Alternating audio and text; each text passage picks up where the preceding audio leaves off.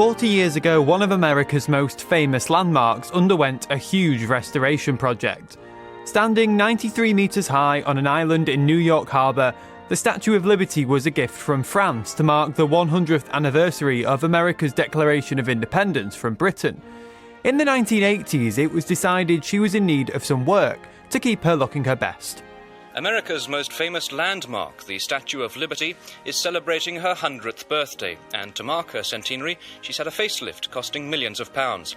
Now she's having a party. It starts tomorrow in New York Harbour. Give me your tired, your poor, your huddled masses yearning to breathe free. That's what's written on the pedestal of the Statue of Liberty. It was often the first sight to greet immigrants arriving into America seeking a new life. They would be processed at the nearby Ellis Island, which was also to be part of the renovation project. It was a thrilling time for me. It might even be the highlight of my career. Peter Dessauer was one of the architects who had the huge task of restoring the two landmarks. It was a cast of thousands. There were so many professionals on so many teams, so many members of so many unions and craft organizations coming and going and working. So it was like a movie set for a grand feature. But before we get into all of that, let me give you a bit of history about the monuments. The statue was first constructed in France out of copper, shipped to America in 240 boxes, and eventually built and dedicated in October 1886. Then it wasn't its iconic green colour, but a more typical copper reddish brown, which lasted for around 20 years before being oxidised to the colour it is today. In the 25 years that followed the Civil War, 10 million immigrants entered the United States, most of them from Europe. These people felt that they had arrived in a land of hope. As they sailed into New York Harbor, they gazed at the giant Statue of Liberty holding her torch aloft. The immigrants continued to arrive, and in 1892 a special processing centre in New York Harbour on Ellis Island opened. It closed in the 1950s. This was where America sifted her new citizens, inspected them, classified them, and if necessary, investigated them. In 1982, US President Ronald Reagan appointed a commission to raise funds for the restoration projects. It would see the island become a national museum of immigration. When you went to New York, which is full of so many ethnicities and so many people who had parents and grandparents who came over to Ellis Island when it first opened, it had a very familiar family and personal relationship to so many residents in New Jersey, New York, and throughout the nation. But despite the president's enthusiasm, the US Treasury wasn't prepared to foot the $240 million bill. So, where would the funds come from? There were many appeals for more money. I took many people on tours of the project sites at a distance and safely, of course. If you made a $100 contribution and you had an ancestor who came through Ellis Island and the Statue of Liberty, that person's name could be put on a large display. There was an appeal for people to send in their ancestral archives if they had any relatives who came through Ellis Island and the Statue of Liberty. It was a great time of pride. In other words, this is our purpose. We are a nation of immigrants.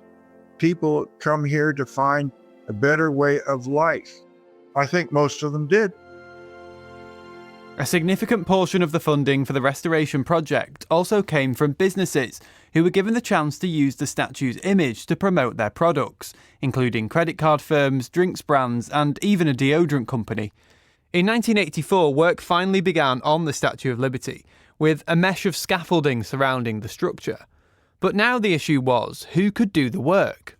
They were called the métier champenois. French metalworkers who were called upon to help with certain sections that required specialist skills. They used the original 19th century photos as their guide. They made the torch inflame. They restored the face and the nose, the toes and the fingers, and many of the deteriorating pieces on the Statue of Liberty. And the new pieces were then artificially patinaed, or aged, you say, to fit in with the green patina of the rest of the statue. Whilst work was going well on the statue, things weren't going as smoothly on Ellis Island. We were taking a building that was dilapidated and repairing all of its exterior features, interior features, and adding so many modern features such as lighting, electrical, mechanical, even the wall, the seawall that surrounded Ellis Island was showing signs of decay. So we had a project to have all that stonework repointed, injected with new concrete. I had to put on a scuba suit to go down and make sure that all of the injection was staying in place. I found several blowouts. There was a lot of pressure on the teams to make sure they finished the statue on time. Huge celebrations were planned for the 4th of July weekend, American Independence Day, of 1986, which had been renamed Liberty Weekend. These included a flotilla of boats that would sail past the statue, a concert, a grand blimp race where 4 airships, sponsored by brands, raced up the Hudson River for charity, firework displays, the list goes on. My fellow Americans. But luckily, by the night of the 3rd of July, everything was ready for President Reagan to unveil the restored statue. A light that tonight will shortly cast its glow upon her, as it has upon us for 2 centuries, keeping faith with a dream of long ago, and guiding millions still to a future of peace and freedom. And now we will unveil that gallant lady. Thank you, and God bless you all. I was in the audience with many of the professionals and persons with whom I was associated for the work itself. And then there was a grand spectacle in the harbor. The great tall ships paraded. Just imagine New York Harbor around Liberty Island full of boats and ships. People just enjoying the day, watching the Statue of Liberty basking under its new elegant eminence when the scaffolding finally came down. Whilst Peter and millions of Americans enjoyed it, the BBC's Martin Bell's coverage of the event was slightly more British in tone.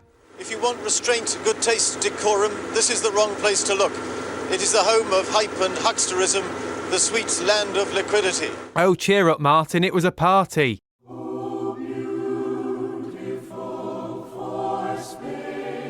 The work on Ellis Island finished in 1990, and Peter looks back on his contribution to the restorations with great pride. It unified the nation with a great focus and sense of purpose. It was a revival of patriotism and pride. And we did these projects. We finished them. We did a good job.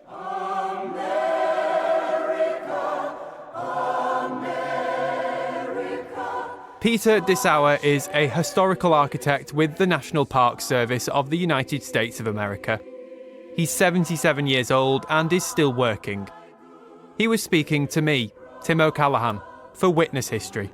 From sea to shining sea. Thank you for listening. If you enjoyed this episode, there are loads more on American history for you to check out. You can learn about the history of Ellis Island with someone who entered the USA through there, or about how a train helped celebrate the country's 200th birthday in 1975, or learn about the start of the radio network Voice of America. You can find them and more in the Witness History feed, wherever you get your BBC podcasts.